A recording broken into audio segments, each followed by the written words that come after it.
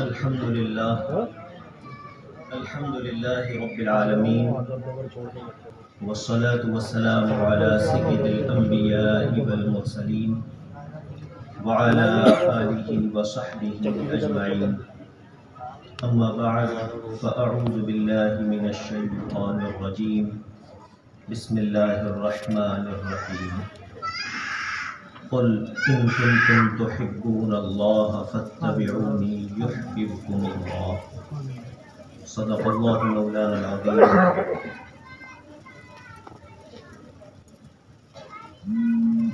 رونق اسٹیج عزیز گرامی حضرت حافظ سید دانش علی صاحب، حضرت مولانا احمد رضا صاحب اور دیگر حاضرین، خصوصاً اس مجلس کا اہتمام کرنے والے ہمارے احباب اور میرے اپنے محلے کے لوگ، کہ آپ نے مجھے یہ موقع دیا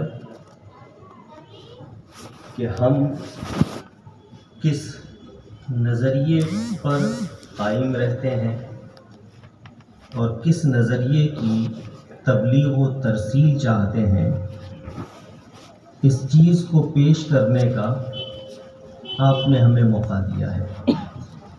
اس پر میں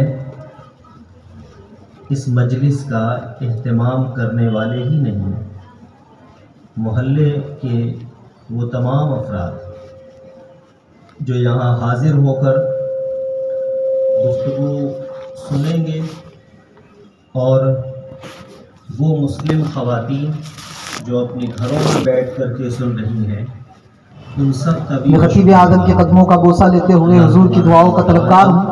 آپ تمامی حضرات میرے ساتھ دیں، اور جو حضرات ادھر ادھر کھڑے ہوئے ان سے میری گزارش ہے کہ آپ تمامی حضرات، یہ بچھاک آپ کے لیے بچھائی گئی ہے، آپ چوکیدار بن کے نہ کھڑے رہے بلکہ آپ اس بچھاک پر بیٹھ جائیے، کیونکہ یہ محفل وہ محفل ہے جس کو اللہ تبارک و تعالیٰ کے مقرب فرشتوں نے اپنے پروں سے ڈھانپ لیا ہے۔ تو آپ برائے کرم اس بچھاک پر بیٹھیے، ایک مرتبہ درود پاک پڑھ لیجیے۔ اللہم صلی اللہ سیدنا مولانا محمد مبارک وسلم، صلاۃ و سلام علیک یا رسول اللہ صلی اللہ تعالیٰ علیہ وسلم۔ راستے میں روک کر ایک معترض کہنے لگا، محفل میلاد کو تو کیوں مناتا ہے بتا؟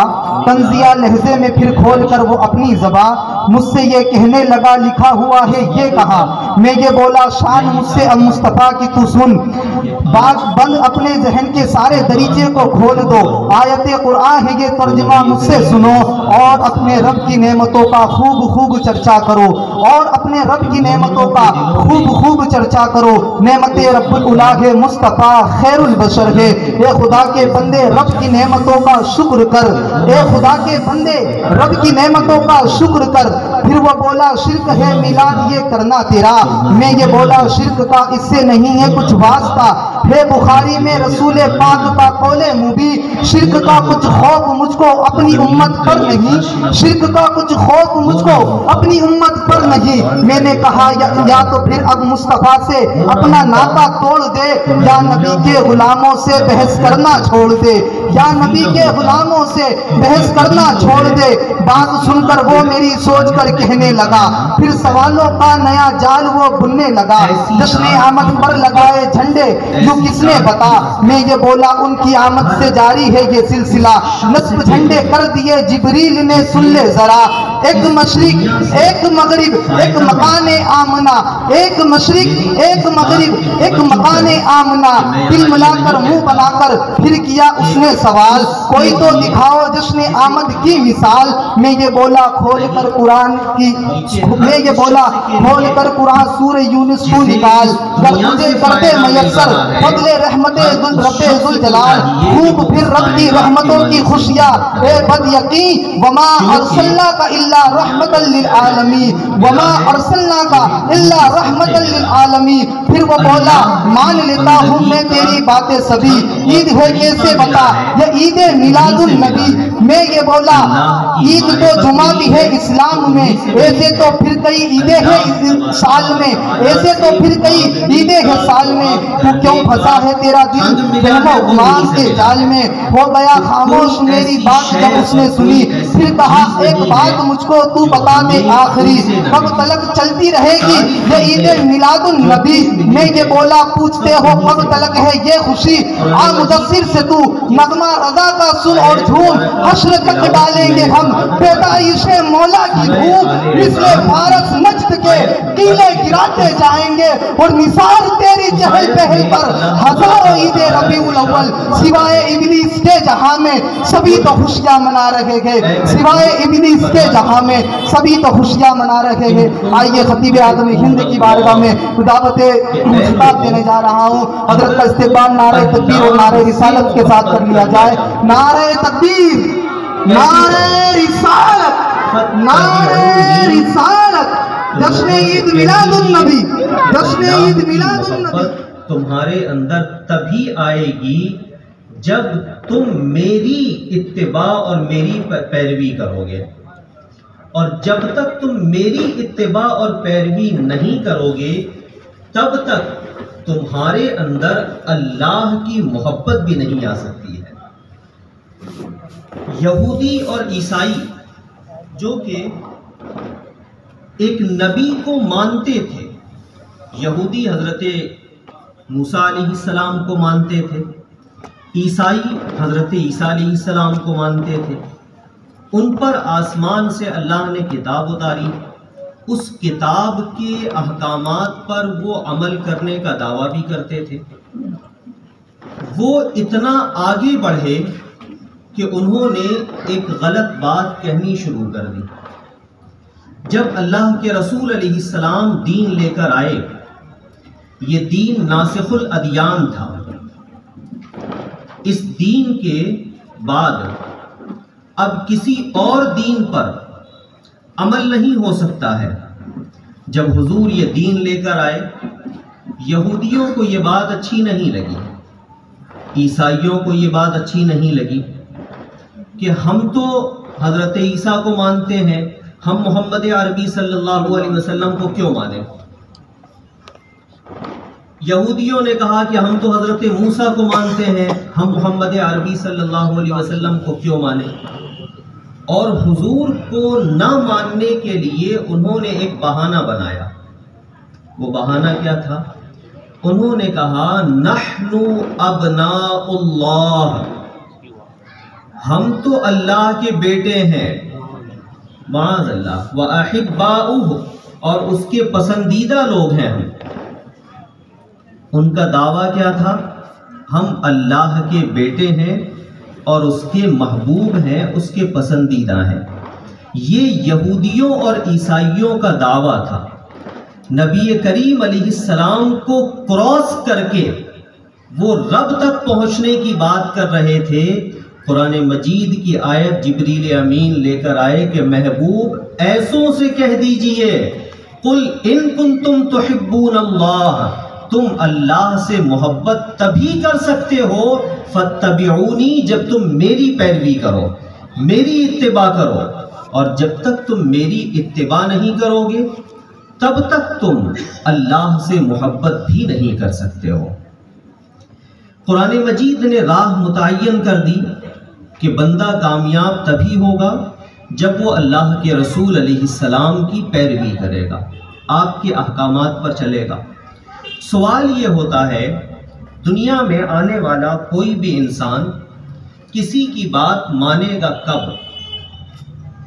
کیوں مانے گا؟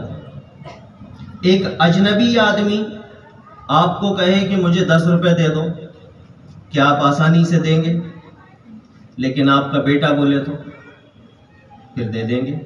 تو اجنبی کو نہیں دیا آپ نے، بیٹے کو دے دیا۔ کیوں؟ اس لیے کہ آپ کے دل میں بیٹے کی محبت ہے، دیا اس لیے کہ بیٹے کی محبت ہے۔ اچھا، آپ کا بیٹا اس نے اجنبی سے مانگا کیا؟ اسے پیسے کی ضرورت ہے تو وہ آپ کے پاس آ رہا ہے، وہ کسی اور سے کیوں نہیں مانگ رہا ہے؟ آپ ہی کے پاس کیوں آ رہا ہے؟ اس لیے کہ بیٹے کو بھی آپ سے محبت ہے، تو آپ سے مانگا اس لیے کہ اسے آپ سے محبت ہے، آپ نے دیا اس لیے کہ آپ کو اس سے محبت ہے۔ تو آدمی کسی کی بات مانتا تب ہے جب اس کی محبت دل میں ہوا کرتی ہے۔ اب ایک دوسرے پہلو پر آئیے، یہ دنیا عالم اسباب ہے۔ کھانا کھائیں گے تو پیٹ بھرے گا، پانی پیئیں گے تو پیاس بجھے گی۔ اب کھانا کھا لیں، کیا پیاس بجھ جائے گی؟ یا پانی پی لیں تو کیا جو بھوک لگی تھی وہ مٹ جائے گی؟ نہیں، پیاس مٹانے کے لیے آپ کو پانی ہی پینا پڑے گا، اور پیٹ بھرنے کے لیے کھانا ہی کھانا پڑے گا۔ تو دنیا میں اللہ نے ہر ایک چیز کا ایک سبب رکھا ہے، وہ سبب جب ہوگا تو اس کا اثر ہوتا ہے۔ محبت بھی ایک چیز ہے، اس کا بھی تو کوئی سبب ہوا کرتا ہے۔ تو دنیا میں انسان محبت جو کرتا ہے تو اس کا سبب کیا ہے؟ دانشوروں نے 3 سبب بیان کیے۔ انسان کسی سے بھی محبت کرے گا، 3 باتوں میں سے کوئی ایک بات ہوگی تو اس سے محبت کرے گا۔ پہلی چیز یہ ہے، جس سے محبت کر رہا ہے وہ بڑا حسین اور خوبصورت ہو، تو حسن کی وجہ سے محبت کرتا ہے۔ دوسرا سبب یہ ہے کہ اس کے اخلاق اچھے ہوں تو محبت کرتا ہے۔ تیسری چیز یہ ہے، اس کے پاس دولت بہت زیادہ ہو تو محبت کرتا ہے۔ اب چوتھی کوئی صورت ہمارے سامنے نہیں ہے۔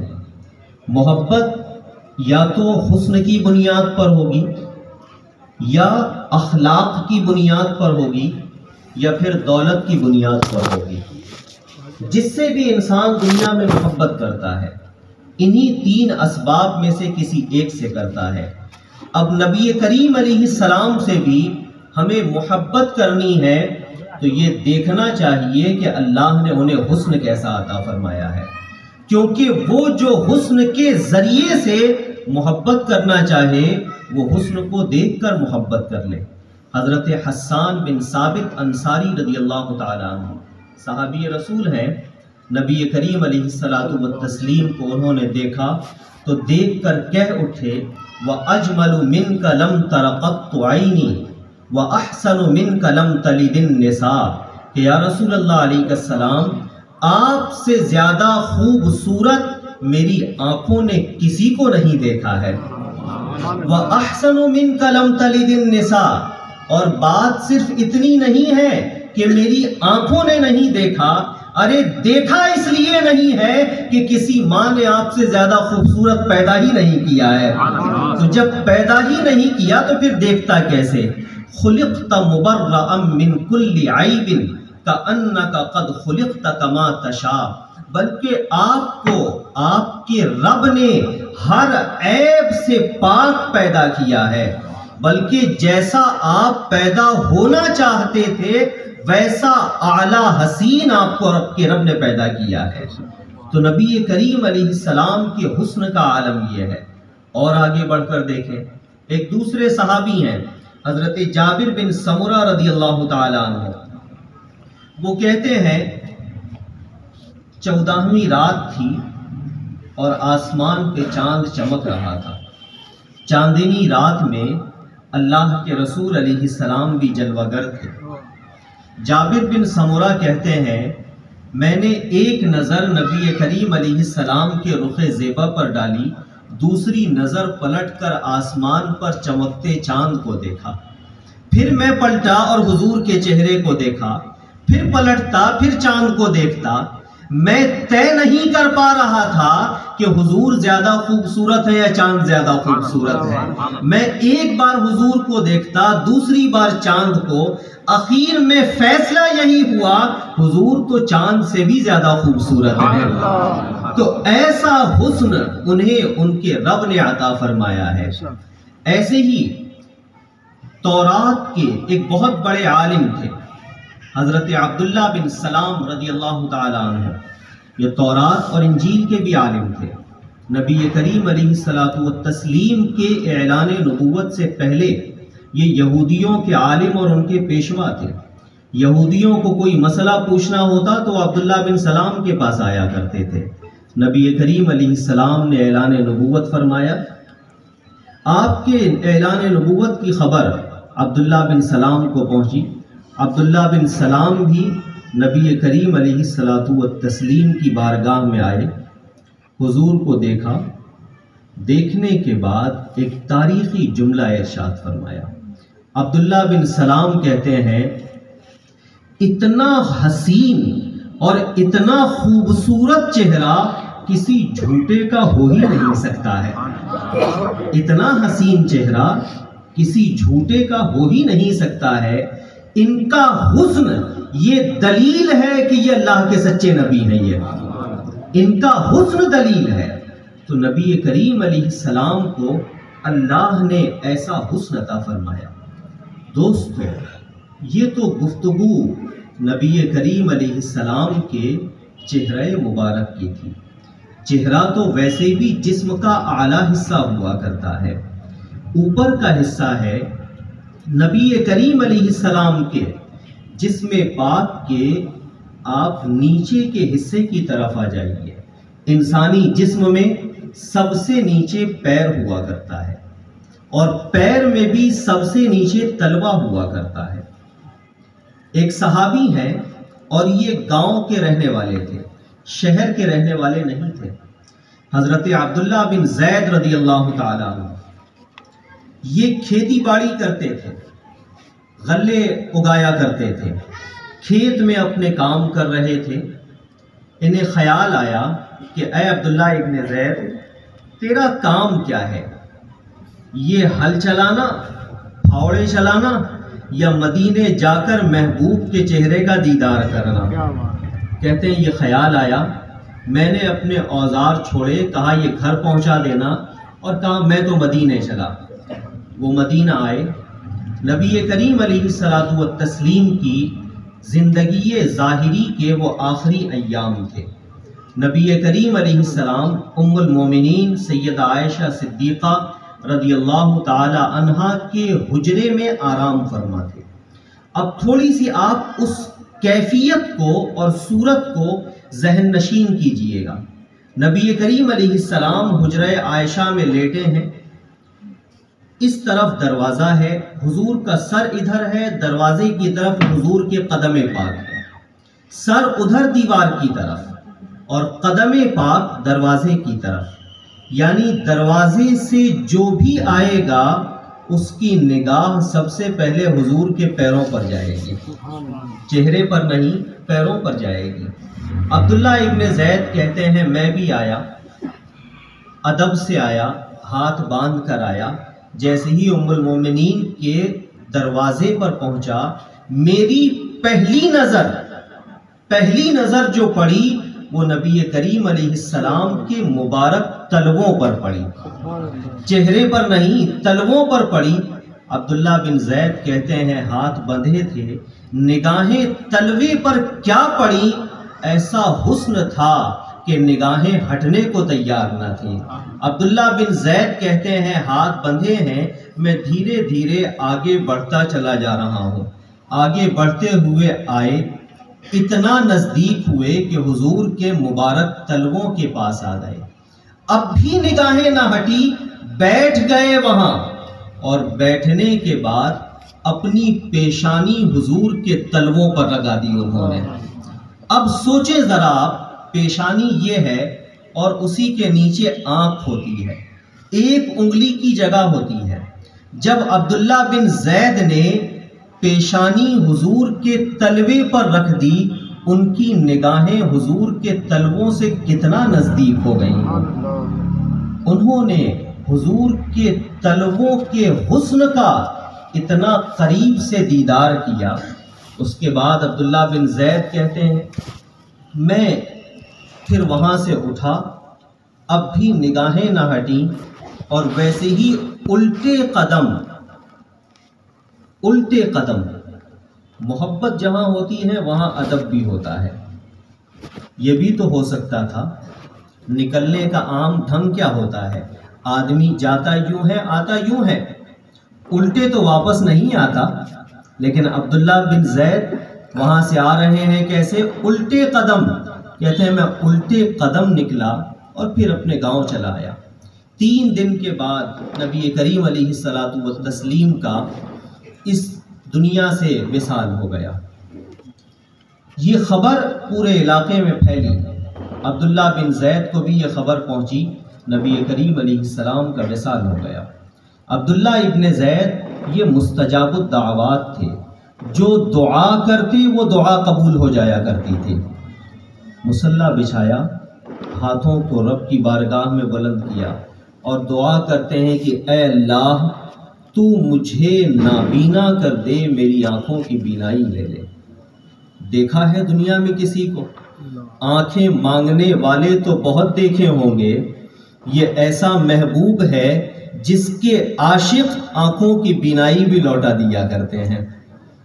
مستجاب الدعوات تھے، دعا قبول ہو گئی، آنکھوں کی بینائی چلی گئی. نبی کریم علیہ السلام کے جب تجہیز و تکفین سے صحابہ فارغ ہوئے، اب ایک دوسرے کی فکر ہوئی.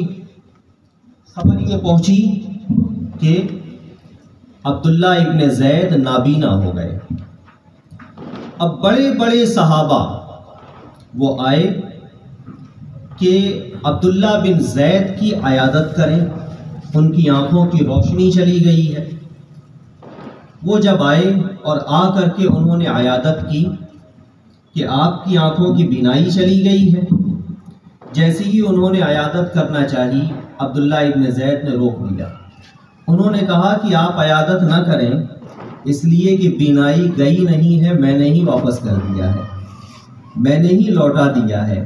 وہ اکابر صحابہ پوچھتے ہیں آخر کیا وجہ ہے آپ نے اپنے آنکھوں کی بینائی خود لوٹا دی، کیا بات ہے یہ؟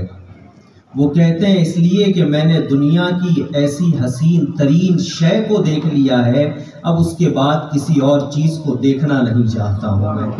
صحابہ نے پوچھا کہ عبداللہ ابن زید آپ نے کیا دیکھ لیا ہے کہ اس کے بعد اب کچھ اور دیکھنا نہیں چاہتے؟ عبداللہ ابن زید کہتے ہیں میں نے رسول اللہ کے تلووں کے حسن کو دیکھ لیا ہے. تو یہ وہ ذات ہے جن کے تلووں پر لوگ اپنی آنکھیں نثار کر دیا کرتے ہیں، تو پھر چہرے کا عالم کیا ہوگا، پھر سر اقدس کا عالم کیا ہوگا، مبارک ہاتھوں کا عالم کیا ہوگا.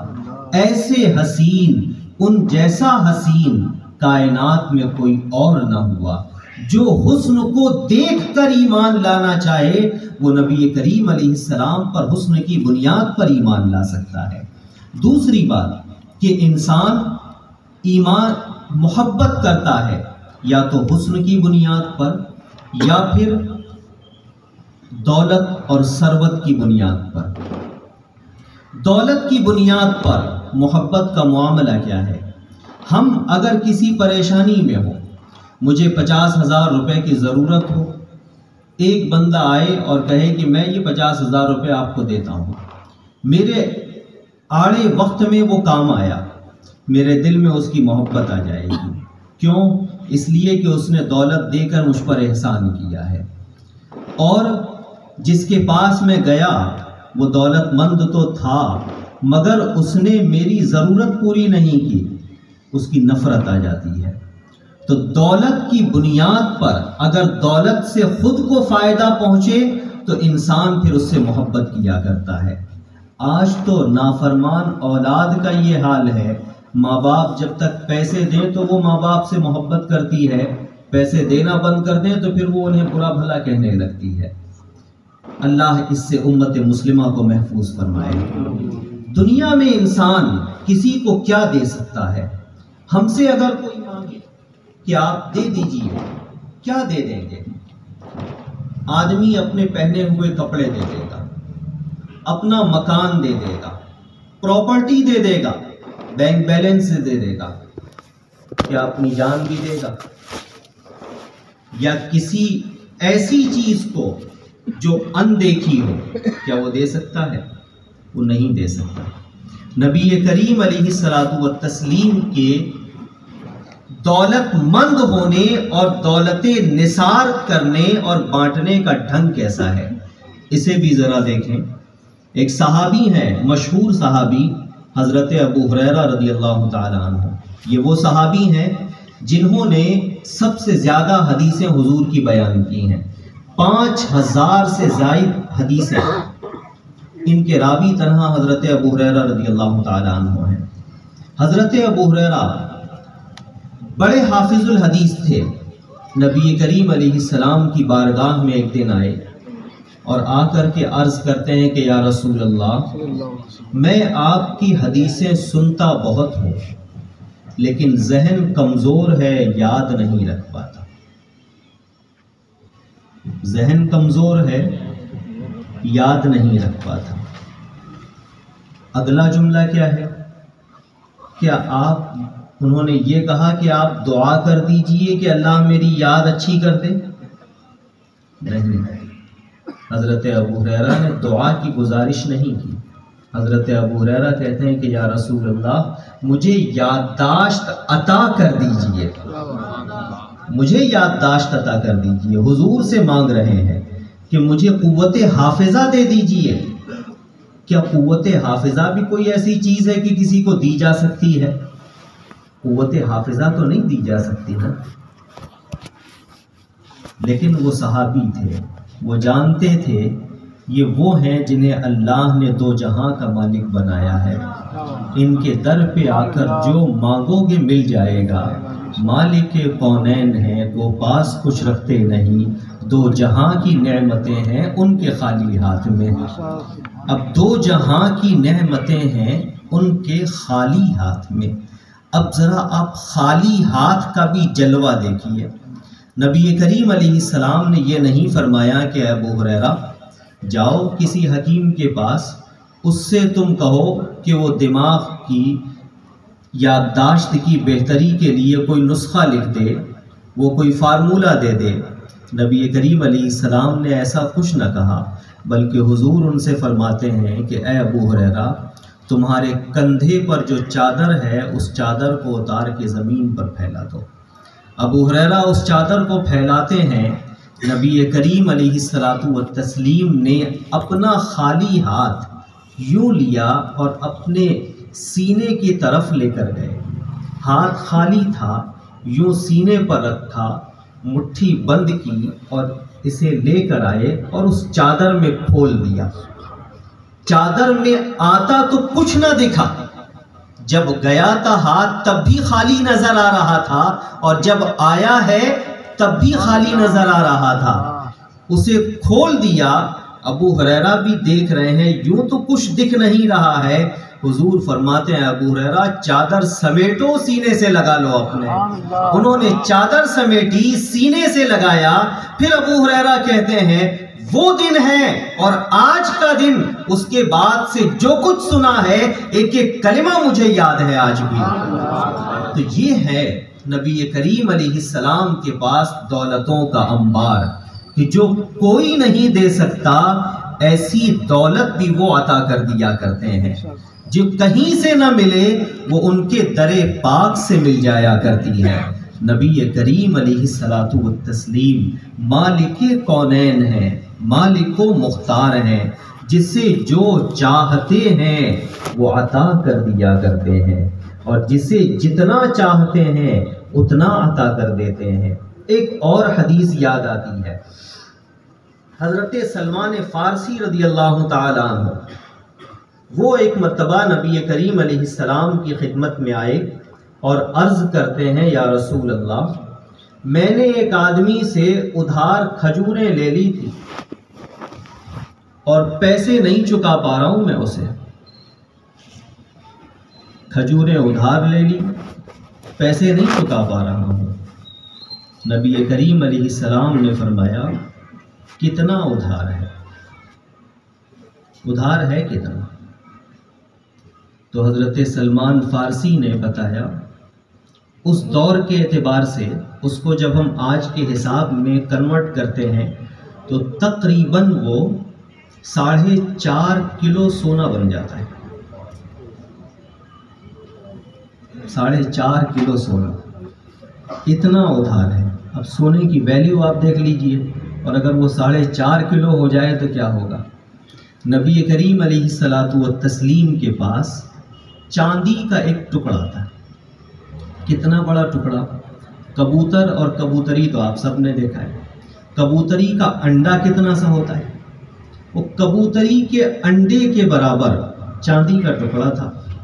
नबी करीम अलैहिस्सलाम ने उस चांदी के टुकड़े को लिया और उस पर अपनी ज़बान मुबारक का लुआब लगा दिया, और लुआब लगाने के बाद फरमाया कि सलमान जाओ, इससे तुम निकाल निकाल के देते जाओ, तुम्हारा पूरा उधार अदा हो जाएगा।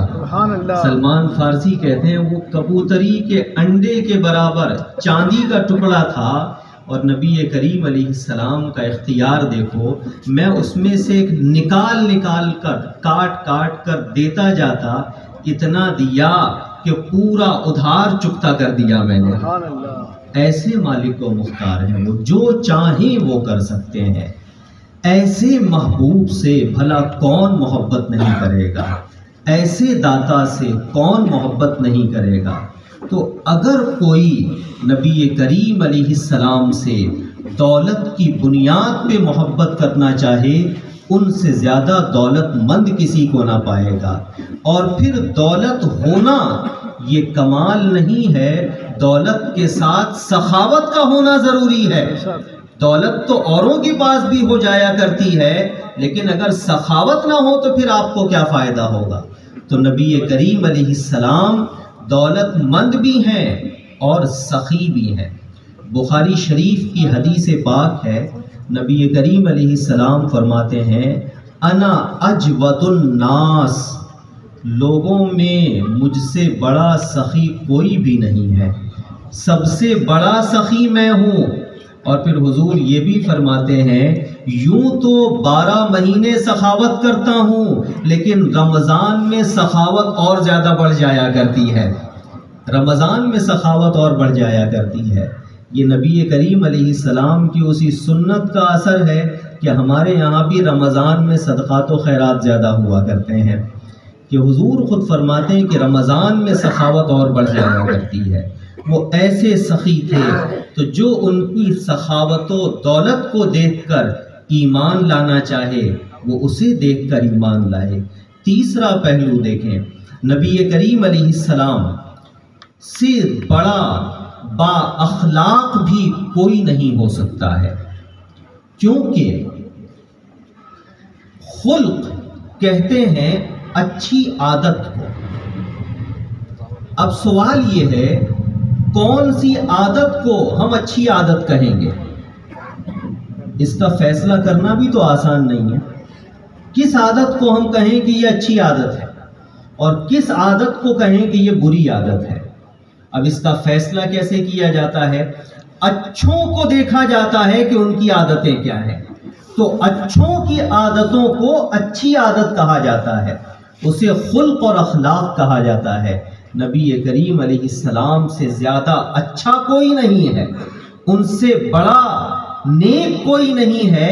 तो अगर आदतें अखलाक़े हसना बनती हैं तो वो भी उन्हीं के दर से बना करती हैं। जो वो कर लें वही खुल्क़े हसन हो जाया करता है, और जिसे वो छोड़ दें वही रजील शय हो जाया करती है। तो जिसे कर ले वो वही खुल्क़े हसन हो जाया करता है। अब ज़रा नबी करीम अलैहिस्सलाम के अखलाक़े हसना को भी देखें कि नबी करीम अलैहिस्सलाम की अखलाक़े हसना का आलम क्या था। नबी करीम अलैहिस्सलाम मक्कतुल मुकर्रमा से हिजरत करके मदीनतुल मुनव्वरा तशरीफ़ लाए। अहले मदीना में एक खुशी का माहौल था कि दो आलम के ताजदार खातमुल अंबिया हमारे सरवरो सरदार वो शहर मदीना में आ चुके हैं, उस यसरब में आ चुके हैं जो पहले तो बीमारियों का घर था, लेकिन उनके कदम की बरकत ने अब इसे दारुश्शिफा बना दिया है। उस जगह में आ चुके हैं। आकाए करीम अलैहिस्सलाम मदीनतुल मुनव्वरा आए। मदीने के रहने वाले लोगों ने अपनी अपनी हैसियत के मुताबिक कुछ न कुछ तोहफा हुजूर की खिदमत में पेश किया। किसी ने खजूरें पेश की, کسی کے پاس کپڑے تھے اس نے کپڑے پیش کیے، کسی کے پاس کوئی اور شے تھی اس نے وہ شے پیش کی۔ غرض یہ کہ جس کے ہاتھ میں جو نعمت تھی اس نے وہ نعمت حضور کی خدمت میں تحفے کے طور پر پیش کر دی۔ ایک صحابیہ خاتون تھی ام انس رضی اللہ تعالی عنہا۔ ام انس کہتی ہیں میں نے اپنے گھر میں نگاہ ڈالی کہ لاؤ میں بھی تو دیکھوں میرے گھر میں بھی ایسا کچھ ہے کہ حضور کی خدمت میں پیش کر دوں۔ وہ کہتی ہے میں نے اپنے گھر میں نگاہ دوڑائی، نہ مجھے درہم و دینار سونے چاندی کے سکے نظر آئے، نہ مجھے کھجور نظر آئی، نہ کوئی اور شے نظر آئی، پورا گھر خالی خالی نظر آیا۔ وہ کہتی ہے میں یہی سوچ رہی تھی کہ مجھے بھی کوئی نہ کوئی تحفہ تو پیش کرنا ہے، مگر اسی میں پریشان تھی وہ تحفہ کیا ہوگا۔ وہ کہتی ہے میں یہی چیزیں ڈھونڈ رہی تھی، اچانک میرے سامنے 7-8-9 سال کا میرا بچہ انس آ گیا۔ میں نے اس بچے کو دیکھا، میرے محبت نے کہا کچھ اور ہو نہ ہو یہ بچہ تو ہے، اسی کو حضور کی خدمت میں تحفتاً پیش کر دیتی ہوں۔ انہوں نے اپنے بچے کو ترکی کے شیخ دکتور عبد الرحمن رأفت باشا نے سور من حیات صحابہ میں اس پورے واقعے کو نقل کیا ہے۔ وہ کہتے ہیں کہ پھر ام انس نے چھوٹے بچے تھے، اور ہمارے یہاں بھی مزاج ہے کہ بچیوں کی جب وہ چھوٹی ہوتی ہیں ان کی 2 چوٹیاں بنائی جاتی ہیں۔ تو حضرت انس وہ لڑکے تھے، لڑکی نہیں تھے، لیکن بچے تھے چونکہ، اور بال بسا اوقات بچوں کے بھی بڑے ہوتے ہیں، تو عرب کا یہ مزاج تھا کہ بسا اوقات وہ بچوں کے بھی بالوں کو 2 چوٹیوں کے شکل میں کر دیا کرتے تھے۔ تو ام انس نے آپ کے بالوں کو بھی ویسے ہی کیا، آپ کو نہلایا دھلایا اور نبی کریم علیہ السلام کی خدمت میں لے کر پہنچ گئیں اور عرض کرتی ہیں یا رسول اللہ سارے مدینہ والوں نے کوئی نہ کوئی تحفہ پیش کیا ہے، میرے پاس اس بچے کے سوا کچھ نہ تھا، اور گھر میں کام کاج کے لیے چھوٹے بچوں کی بھی تو ضرورت پڑا کرتی ہے، اس لیے میں اپنا یہ بچہ آپ کی خدمت میں تحفے کے طور پہ پیش کر رہی ہوں۔ نبی کریم علیہ السلام نے ان کے اس تحفے کو قبول فرما لیا، حضور نے اس تحفے کو قبول فرما لیا۔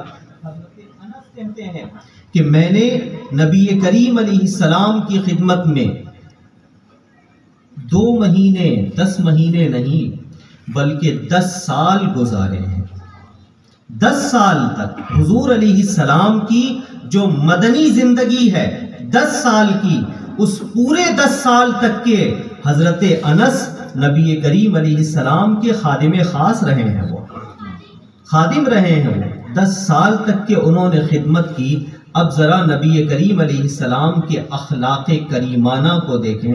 حضرت انس کہتے ہیں ایسا نہیں کہ کام کاج کرنے میں مجھ سے غلطیاں نہیں ہوتی تھی، غلطیاں تو ہو جاتی تھی، مگر اس 10 سال کے عرصے میں نبی کریم علیہ السلام نے ڈانٹنا تو دور کی بات ہے، کبھی مجھے یہ نہیں فرمایا کہ انس تمہیں ایسا نہیں ایسا کرنا چاہیے تھا۔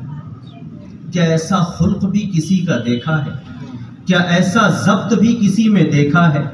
ایسی قوت برداشت بھی کسی میں دیکھی ہے کہ بچہ ہے وہ غلطی تو ہوتی ہے، ہم اپنے بچوں کو پتہ نہیں کتنی مرتبہ ڈانٹ دیا کرتے ہیں۔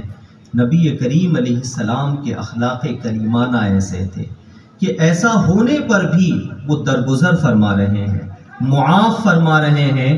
معاف تو فرمایا ہی، اس کے آگے بڑھ کے دیکھیں ذرا، وہ مالک کونین ہیں، انہوں نے حضرت انس کو خدمت کا صلہ دنیا میں کیا عطا فرمایا، آخرت کی نعمتیں تو عطا کی ہی انہیں کہ رضی اللہ عنہم، اللہ ان سے راضی ہو چکا ہے اور وہ اللہ سے راضی ہو چکے، یہ نعمت تو انہیں دی ہی ہے، دنیا میں انہیں کون سی نعمت عطا فرمائی؟ نبی کریم علیہ الصلوۃ والتسلیم نے دعا فرمائی کہ اے اللہ تو انس کے مال میں برکت عطا فرما، اے اللہ تو انس کی اولاد میں برکت عطا فرما، اے اللہ تو انس کی عمر میں برکت عطا فرما۔ یہ 3 دعائیں حضور نے خدمت کے صلے میں انہیں دی کہ اس کے مال میں برکت عطا فرما، اولاد میں برکت عطا فرما اور اس کی عمر میں برکت عطا فرما۔ انس ابن مالک کہتے ہیں رضی اللہ تعالی عنہ، اللہ نے میرے مال میں اتنی برکت عطا فرمائی، پورے مدینہ میں صرف میرا باغ تھا جس میں سال میں 2 مرتبہ کھجوریں آیا کرتی تھی، باقی سب کے باغوں میں ایک بار آیا کرتی تھی۔ تو حضور نے مال میں برکت کی دعا کی تو ان کے باغ میں سال میں 2 مرتبہ کھجوریں آ رہی ہیں۔ اولاد میں برکت کی دعا کی، حضرت انس فرماتے ہیں اپنی اخیر عمر میں کہ اس وقت میرے پوتے پوتیوں کی تعداد 100 سے زیادہ ہو چکی ہے، 100 سے زیادہ ہو چکی ہے میرے پوتے پوتیوں کی تعداد۔ اولاد میں یہ برکت عطا فرمائی، عمر میں یہ برکت عطا فرمائی۔ تقریباً 93 یا 94 سال کی عمر میں حضرت انس کا وصال ہوا ہے، اور اخیر عمر میں حضرت انس کہتے ہیں حضور نے عمر میں برکت کی کیا دعا دی کہ اتنا جی لیا کہ اب جینے کا دل نہیں کرتا ہے، اتنا جی لیا کہ اب جینے کا دل نہیں کرتا ہے۔ تو وہ ایسے مالک ہیں، ایسے آقا ہیں، ایسے داتا ہیں، جس نظر سے دیکھو گے وہ لاجواب نظر آئیں گے، جس زاویے سے دیکھو گے ان کی کوئی مثال نہ ملے گی، جس کی کوئی مثال نہ ہو، جس کی کوئی نظیر نہ ہو، اس پہ ہم اپنی جان بھی قربان کر دیں تو کم ہے۔ نبی کریم علیہ الصلوۃ والتسلیم کی یہ ذات مبارکہ تھی۔ اب ایک جھلک اور بھی ذرا دیکھیں آپ کہ جب وہ حسین ایسے، وہ دولت مند ایسے، وہ با اخلاق ایسے، تو پھر صحابہ ان سے محبت کیا کیسے کرتے تھے، کیسی ان سے وہ محبتیں کیا کرتے تھے۔ ایک امام طبرانی نے اس روایت کو نقل فرمایا ہے معجم کبیر وغیرہ میں، وہ کہتے ہیں ایک چھوٹے سے صحابی تھے، بچے تھے، وہ نام ان کا حضرت طلحہ بن برا رضی اللہ تعالی عنہ، حضرت طلحہ بن برا رضی اللہ تعالی عنہ یہ صحابی تھے۔ امام طبرانی کہتے ہیں لما لقی النبی صلی اللہ علیہ وسلم فجعل یلصق برسول اللہ صلی اللہ تعالی علیہ وسلم یقبل قدمیہ۔ یہ چھوٹے بچے تھے، یہ نبی کریم علیہ السلام کے پاس آئے، اور آنے کے بعد کیا کیا انہوں نے، تو وہ کہتے ہیں یلصق، جعل یلصق برسول اللہ صلی اللہ علیہ وسلم، وہ آئے اور دوڑ کر حضور سے لپٹ گئے۔ اب لپٹنے کا انداز آپ کو پتا ہے، ہم اگر بیٹھے یا کھڑے ہوں، چھوٹا بچہ آتا ہے وہ کیا کرتا ہے کہ وہ آئے گا دوڑتے ہوئے اور یوں ہاتھ ڈال کر پوری کمر سے لپٹ جایا کرتا ہے۔ تو طلحہ ابن برا یہ بھی چھوٹے بچے تھے، یہ آئے اور حضور سے یوں لپٹ گئے۔ اتنا ہی نہیں، لپٹنے کے بعد اب وہ انہیں مزید شوق ہوا، حضور سے محبت کا اظہار ابھی پورا نہ ہوا، یقبل قدمیہ، پھر وہ حضور کے مبارک پیروں کا بوسہ بھی لینے لگے، وہ پیروں کو چومنے بھی لگے۔ وہ نبی کریم علیہ السلام ان کی اس ادا کو دیکھ رہے ہیں، اور اس ادا کو دیکھ کر نبی کریم علیہ الصلوۃ والتسلیم مسکرا پڑے، اور مسکرانے کے بعد حضور نے ان سے ارشاد فرمایا کہ یا طلحہ، تمہیں مجھ سے اتنی محبت ہے، اتنا زیادہ مجھے چاہتے ہو؟ اب حضرت طلحہ عرض کرتے ہیں، اس عرض کو ذرا دیکھیے، حضرت طلحہ عرض کرتے ہیں یا رسول اللہ مرنی بما احببت ولا اعصی لک امرا۔ وہ عرض کرتے ہیں کہ یا رسول اللہ، آپ جو چاہیں مجھے حکم دے کر دیکھ لیجئے، میں آپ کے حکم کی نافرمانی نہیں کروں گا۔ اتنی محبت ہے مجھے آپ سے، آپ جو چاہیں۔ کون کہہ رہا ہے یہ؟ کوئی بڑا شخص نہیں کہہ رہا ہے، ایک چھوٹا بچہ کہہ رہا ہے۔ مسلمانوں سوچو ذرا آپ، وہ چھوٹے بچے تھے، حضور سے ان کی محبت کا عالم یہ تھا۔ ہم تو بڑے ہیں، کیا اس کی جھلک ہمارے اندر بھی ہے؟ اللہ سے دعا کیا کرو کہ اللہ حضور کی ہمیں سچی محبت عطا فرمائے۔ ان کی محبت کا فیض جسے مل گیا وہ دنیا اور آخرت میں کامیاب ہو جایا کرتا ہے۔ حضرت طلحہ نے جب یہ بات کہی، نبی کریم علیہ الصلاۃ والتسلیم نے ان کے اس جواب کو سنا۔ راوی کہتے ہیں فعجب لذلک النبی صلی اللہ علیہ وسلم وہو غلام، حضور کو بھی تعجب ہوا، چھوٹا سا بچہ اور اتنی بڑی بات کر رہا ہے، ایسی بات کر رہا ہے۔ اب نبی کریم علیہ السلام نے انہیں آزمانے کی خاطر، حضور تو جانتے تھے لوگوں کو پتا چل جائے کہ ہاں یہ جو بول رہا ہے سچ بول رہا ہے، نبی کریم علیہ السلام نے ان سے کہا کہ اے بچے، اذهب فاقتل اباک، اگر ایسی بات ہے تو جاؤ اور اپنے باپ کا سر کاٹ دو، جاؤ اپنے باپ کا سر کاٹ دو۔ اب ایک طرف باپ ہے جس کی محبت فطرتاً بیٹے کے دل میں ہوا کرتی ہے، دوسری طرف رسول اللہ علیہ السلام ہے جن کے صدقے میں باپ کا بھی وجود ہے اور بیٹے کا بھی وجود ہے۔ اب امتحان ہے کہ کس کو غالب کرنا ہے اور کسے مغلوب کرنا ہے، اور یہ امتحان کسی بڑے کا نہیں، ایک بچے کا ہو رہا ہے۔ حضرت طلحہ نے جب نبی کریم علیہ السلام کا یہ ارشاد سنا، ایسا نہیں ان کی پیشانی پر پسینہ آ گیا اور وہ آگے پیچھے سوچنے لگے۔ راوی کہتے ہیں فخرج مولیا، وہ دوڑتے ہوئے نکلے کہ میں جا کے باپ کا سر قلم کر دوں، وہ دوڑتے ہوئے نکلے۔ وہ نبی کریم علیہ السلام نے انہیں دیکھا، حضور نے فرمایا واپس آ جاؤ، حضور نے فرمایا واپس آ جاؤ، فرمایا بس تمہارا امتحان ہو گیا، میں تو تمہاری محبت کو دیکھنا چاہ رہا تھا، میں رشتے توڑنے کے لیے تھوڑی پیدا ہوا، میں تو رشتے جوڑنے کے لیے پیدا ہوا ہوں، میں تو تمہاری محبت کا امتحان کر رہا ہوں۔ اتنی محبت کون کر رہا ہے؟ ایک چھوٹا بچہ کر رہا ہے نبی کریم علیہ السلام سے۔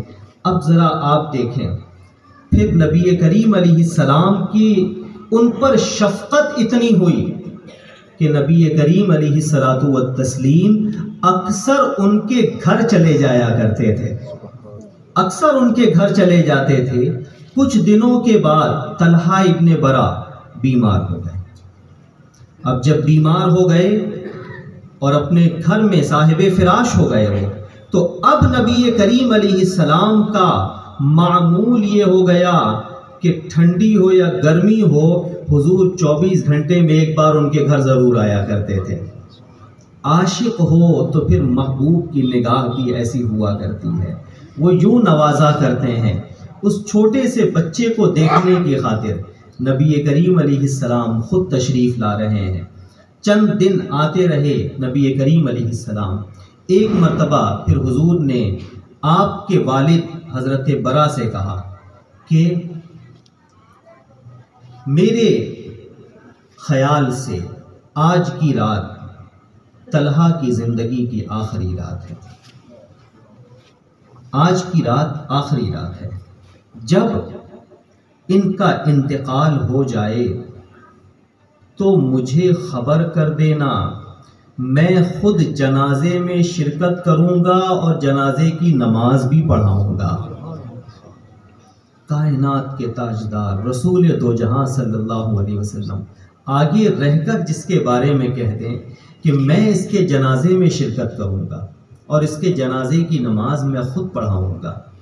نبی کریم علیہ السلام نے ان کے والد سے یہ کہا اور پھر حضور تشریف لے گئے۔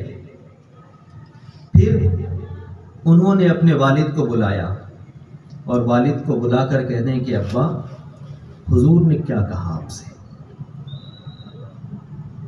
اب ایک باپ اپنے بیٹے سے یہ بات کیسے کہے کہ یہ تمہاری زندگی کی آخری رات ہے؟ حضرت طلحہ نے اصرار کیا کہ آپ کو بتانا پڑے گا۔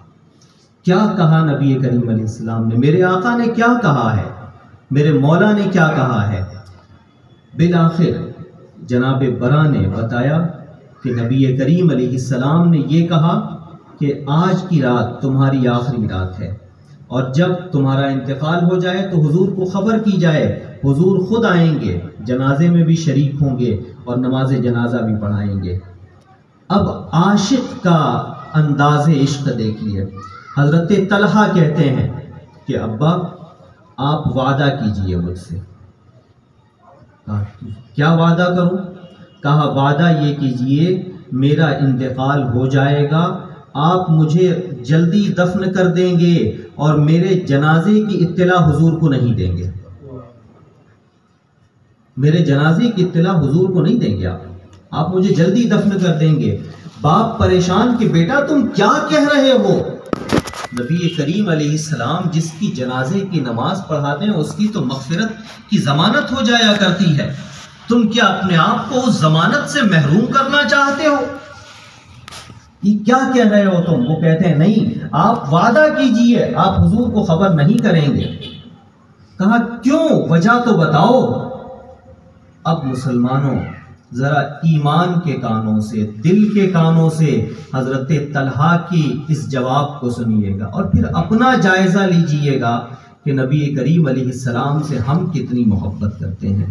حضرت طلحہ بن برا کہتے ہیں اس لیے خبر نہ کیجئے گا، حضور جس محلے میں رہتے ہیں اس محلے میں اور ہمارے محلے کے بیچ میں یہودیوں کا ایک محلہ ہے، تو مجھے اندیشہ اس بات کا ہے کہ رات میں حضور آئیں گے تو کوئی یہودی آپ کو کوئی نقصان نہ پہنچا دے، کوئی یہودی آپ کو کوئی نقصان نہ پہنچا دے، اس لیے آپ حضور کو خبر مت کیجئے گا۔ نبی کریم علیہ السلام کی عزت و ناموس کی اور آپ کی ذات کی حفاظت کی ایسی فکر کیا دنیا کے کسی اور عاشق میں نظر آئے گی؟ یہ اس محبوب کے ہی عاشق ہیں جو ایسی والہانہ محبت کیا کرتے ہیں، ایسی خود وارفتگی ان کے اندر ہوا کرتی ہے۔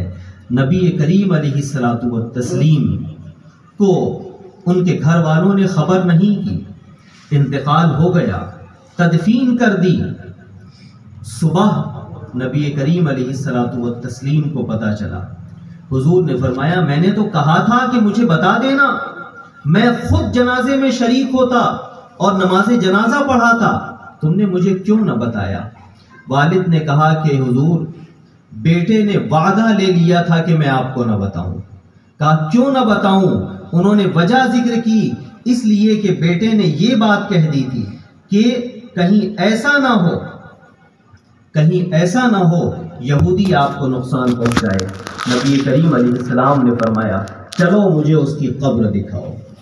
اب حضور اس عاشق کی قبر پر تشریف لے گئے، قبر پر تشریف لے جا کر نبی کریم علیہ الصلوۃ والتسلیم نے قبر پر ان کے لیے دعا کی۔ حضور نے ہاتھ اٹھائے اور ہاتھ اٹھا کر میرے آقا دعا کرتے ہیں، اے اللہ تو طلحہ سے مسکراتے ہوئے ملاقات کرنا، تو طلحہ سے مسکراتے ہوئے ملاقات کرنا، کیونکہ طلحہ تیرے رسول کو ہمیشہ خوش رکھا کرتا تھا، تو جو حضور کو خوش رکھے نبی کریم علیہ السلام اس کے لیے ایسی عظیم دعا کیا کرتے ہیں۔ مسلمانوں، صحابہ کی محبت کا یہ انداز نبی کریم علیہ الصلوۃ والتسلیم سے جو تھا، یہ ہمارے لیے راہ عمل ہے۔ آج ہمارے درمیان خرابیاں ایک دو نہیں بہت ساری ہیں، لیکن ان خرابیوں کا علاج کیا ہے؟ اس کا حل کیا ہے؟ دوسری 50 طرح کی باتیں آپ کر سکتے ہیں، مگر اس کا جو اصل علاج ہے وہ نبی کریم علیہ السلام کی سچی محبت ہے۔ جب حضور کی محبت آئے گی تو پھر دین کی اہمیت کا احساس پیدا ہوگا، دین کی اہمیت کا احساس پیدا ہوگا، پھر مومن کا عقیدہ بھی مضبوط ہوگا اور اس کا عمل بھی اچھا ہوگا۔ لیکن جب تک نبی کریم علیہ السلام کی محبت نہیں آئے گی، تب تک کہ دوسری لاکھ کوششیں آپ کر لیجئے، بندے کو کامیابی نہیں مل سکتی ہے۔ صحابہ کرام علیہم الرضوان نے اپنے دلوں میں نبی کریم علیہ السلام کی محبت کے چراغ ایسے جلائے جس کی نظیر نہیں ملتی۔ ایک اور نظیر یاد آتی ہے، ابھی سنن نسائی وغیرہ کی روایت ہے اور غالباً ابو داؤد میں بھی ہے۔ نبی کریم علیہ السلام میدان جنگ میں تشریف فرما ہے، دو شخص آئے اور آ کر عرض کرتے ہیں کہ یا رسول اللہ، ہم آپ کی محبت میں آئے ہیں اور آپ پر قربان ہونے کے لیے آئے ہیں۔ آپ کی محبت میں آئے ہیں اور آپ پر قربان ہونے کے لیے آئے ہیں، آپ ہمیں حکم دیں، اب تک تو ہم ایمان نہیں لائے ہیں، اسلم ام اقاتل، ہم کیا کریں؟ آپ پر ایمان لائیں یا آپ کی طرف سے کافروں سے جہاد کریں؟ نبی کریم علیہ السلام فرماتے ہیں اسلم ثم قاتل، پہلے ایمان لے آؤ پھر جہاد کرو تم۔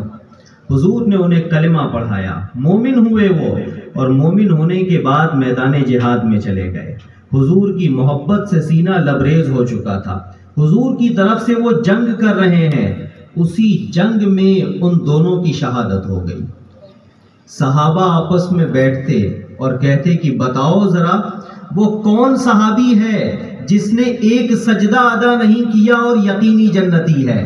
وہ کون صحابی ہے جس نے خانہ کعبہ کا نہ عمرہ کیا نہ حج کیا اور یقینی جنتی ہے؟ وہ کون صحابی ہے جس نے زکوٰۃ میں ایک پیسہ نہیں دیا اور یقینی جنتی ہے؟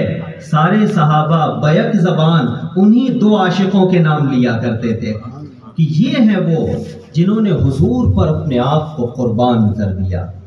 تو مسلمانوں، آج ہماری بھی یہ ضرورت ہے کہ ہم نبی کریم علیہ السلام کی سچی عظمت، الفت اور محبت کو اپنے دلوں کے اندر بٹھائیں۔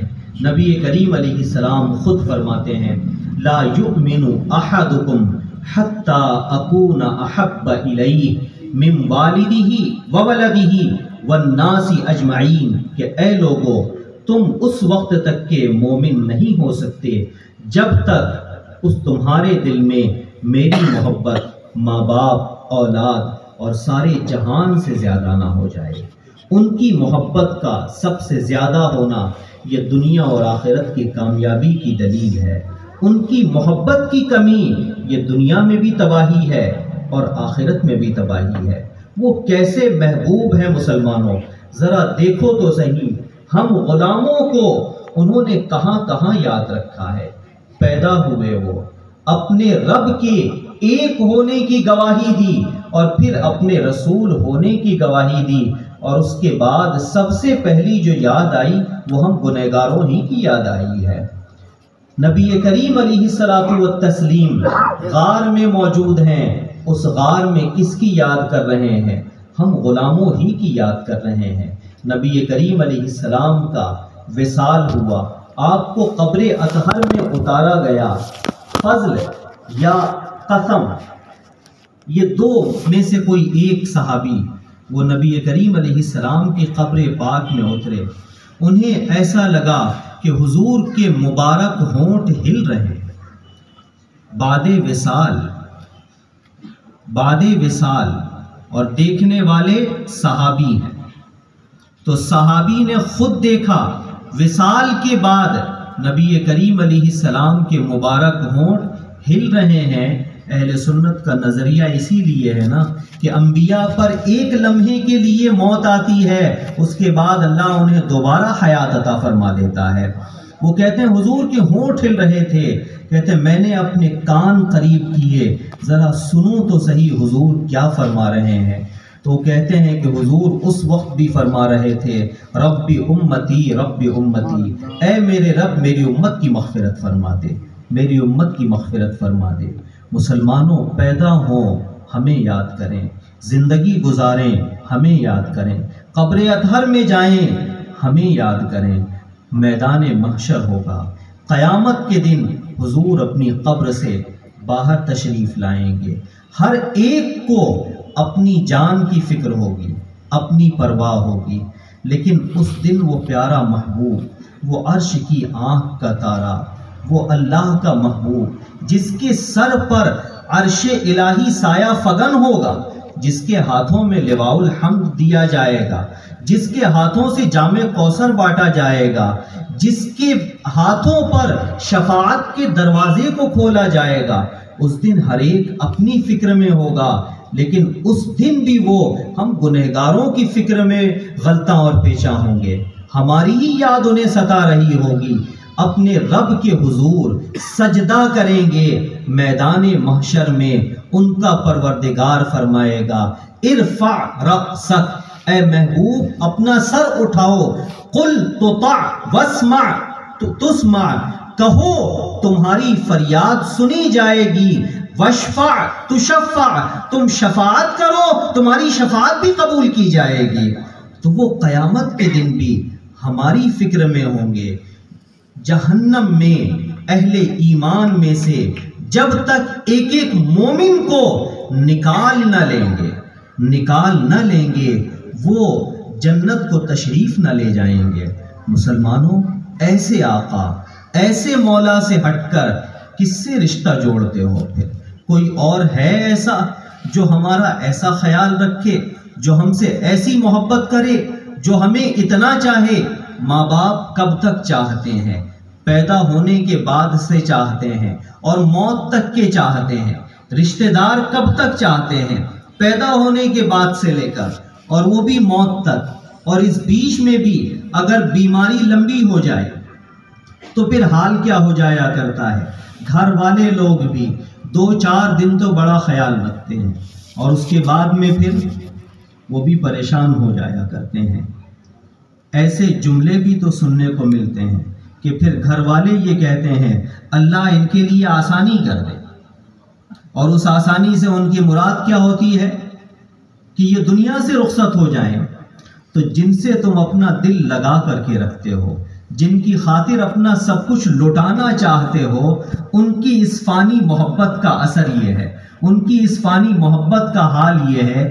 آؤ ذرا اس لازوال محبت کی طرف کہ وہ محبوب تمہیں چاہتا ہے، بدلے میں تم سے کچھ نہیں مانگتا ہے، وہ تمہیں چاہتا ہے، وہ تمہاری بخشش بھی وہ چاہتے ہیں، لیکن بدلے میں تم سے کچھ نہیں مانگتے۔ صرف اتنا، رب کی توحید پر قائم رہو، ان کی رسالت پر قائم رہو، آخرت پر ایمان رکھو، فرشتوں پر ایمان رکھو، کتابوں پر ایمان رکھو، رسول کے لیے جتنے ضروری عقیدے ہیں ان سارے عقیدوں کو مانو، اللہ کے لیے جتنے سارے ضروری عقیدے ہیں ان سارے ضروری عقیدوں کو مانو، اولیاء کے لیے جتنے ضروری عقیدے ہیں ان سارے عقیدوں کو مانو۔ وہ تو صرف یہی چاہتے ہیں ہم سے، اس سے ہٹ کر انہوں نے ہم سے کچھ نہیں چاہا، اور بدلے میں جنت جیسی نعمت عطا فرما رہے ہیں جس کا کوئی جوڑ نہیں ہو سکتا ہے، جس کی کوئی مثال نہیں ہو سکتی۔ مسلمانوں، اپنے دلوں کو نبی کریم علیہ السلام کی محبت کا مدینہ بناؤ۔ وہ محبت جب آ جائے گی، گھر کا ماحول بھی اچھا ہوگا، محلے کا ماحول بھی اچھا ہوگا، شہر اور معاشرے کا ماحول بھی اچھا ہوگا۔ حضور کی محبت سے ہٹ کر کے آپ 1000 جتن اور 1000 کوششیں کر کے دیکھ لیجئے، نہ انقلاب آیا ہے نہ آئے گا، آیا بھی نہیں ہے، آئے گا بھی نہیں۔ جب بھی آیا ہے قیصر و قسرا مفتوح کیسے ہوئے؟ وہ حضور کی محبت تھی جس نے تھوڑے سے صحابہ کو وہاں تک کے پہنچا دیا تھا۔ اندلس اسلامی سلطنت کیسے بنا؟ ان صحابہ کے دلوں میں وہ حضور کی محبت تھی کہ اس نے انہیں وہاں تک کے پہنچا دیا ہے۔ تو دنیا کے مسلمان فاتح ہوئے تھے، نبی کریم علیہ السلام کی محبت سے فاتح ہوئے تھے۔ خالد بن ولید رضی اللہ تعالیٰ عنہ کو کیا آپ نہیں جانتے؟ میدان جنگ میں ہے، وہ گھمسان کا رنگ پڑا ہوا ہے، دشمن وار پہ وار کر رہے ہیں، اور اچانک خالد بن ولید اپنے گھوڑے سے اتر گئے اور گھوڑے سے اتر کر کے ادھر ادھر بھاگ رہے ہیں، کسی چیز کو ڈھونڈ رہے ہیں۔ لوگوں نے کہا کہ خالد کیا مسئلہ ہے؟ آپ کے اوپر لوگ تلواریں چلانے کی تیاری کر رہے ہیں، تیر چلانے کی تیاری کر رہے ہیں، اور آپ سارے ہتھیار چھوڑ کر کے ادھر ادھر بھاگ رہے ہیں۔ خالد ابن ولید کہتے ہیں میں اپنی ٹوپی ڈھونڈ رہا ہوں، میں اپنی ٹوپی ڈھونڈ رہا ہوں، وہ کہاں چلی گئی ہے؟ لوگوں نے کہا کہ خالد ایک ٹوپی ہی تو ہے، کیا ہو گیا؟ نہیں ملے گی تو کیا ہوگا، آپ تو جان بچائیں اپنی۔ خالد ابن ولید کہتے ہیں میں صرف ٹوپی نہیں ڈھونڈ رہا ہوں، ٹوپی وہ ہے جس میں حضور کے بال مبارک رکھے ہوئے ہیں، اور مجھے جو جنگوں میں فتح ملتی ہے حضور کے بال مبارک کے صدقے میں ملا کرتی ہے، تو میں تو اپنی حفاظت کی دلیل کو تلاش کر رہا ہوں۔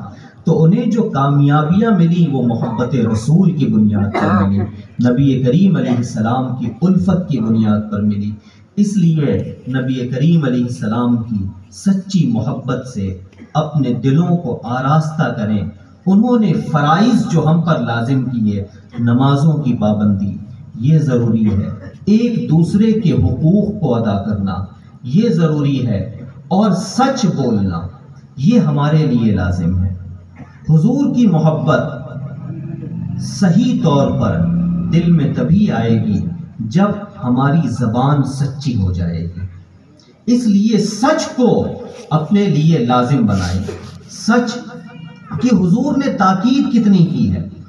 نبی کریم علیہ السلام ایک صحابیہ کے گھر تشریف لے گئے، ان صحابیہ کا ایک چھوٹا سا بچہ تھا۔ ان صحابیہ نے اپنے بیٹے کو کہا، ہم بھی کہتے ہیں نا، انہوں نے کہا بیٹا ادھر آؤ میں تمہیں کھجور دوں گی۔ ہم بھی تو اپنے بچوں کو بلاتے ہیں کہ بیٹا آؤ تمہیں چاکلیٹ دیں گے۔ ان صحابیہ نے کہا بیٹا آؤ تمہیں کھجور دوں گی۔ نبی کریم علیہ السلام نے ان سے فرمایا کیا سچ مچ تم اس کو کھجور دو گی؟ وہ عرض کرتی ہیں ہاں یا رسول اللہ میں سچ مچ کھجور دوں گی۔ نبی کریم علیہ السلام کہتے ہیں اگر تمہارا کھجور دینے کا ارادہ نہیں ہوتا یہ بھی تمہارے نامہ اعمال میں ایک جھوٹ لکھ دیا جاتا۔ اب اس سے اندازہ کیجئے جھوٹ سے بچنے کی تاکید حضور نے کیسی فرمائی ہے۔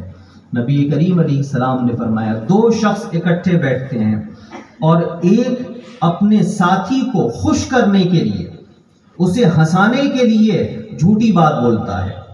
نبی کریم علیہ السلام فرماتے ہیں ایسے شخص کو جہنم میں پھینکا جائے گا۔ اس کا ٹھکانہ کہاں ہوگا؟ حضور فرماتے ہیں جہاں اسے پہنچنا ہے اتنی اونچائی سے پھینکا جائے گا، وہاں تک پہنچنے میں اسے 500 سال لگ جائیں گے۔